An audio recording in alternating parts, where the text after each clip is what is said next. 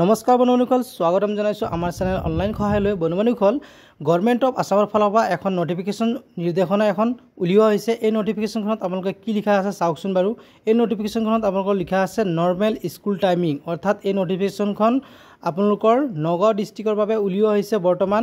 গতিকে আগন্তুক দিনত প্ৰত্যেকখন ডিষ্ট্ৰিক্টৰ কাৰণে এই নটিফিকেশ্যন এনেকুৱা এখন নটিফিকেশ্যন উলিওৱা হ'ব আৰু আগৰ সময়সূচী মতে আপোনালোকৰ ছাত্ৰ ছাত্ৰীসকলক আহিবলৈ কাৰণে নিৰ্দেশনা আপোনালোকে দিব লাগিব।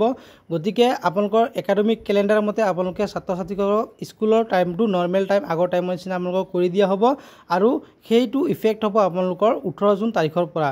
গতিকে বৰ্তমানলৈকে নগাঁও ডিষ্ট্ৰিক্টৰ বাবে এই নটিফিকেশ্যনখন প্ৰযোজ্য। আগন্তুক দিনত প্ৰত্যেকখন ডিষ্ট্ৰিক্টৰ কাৰণে এনেকুৱা নটিফিকেশ্যন জাৰি হ'ব।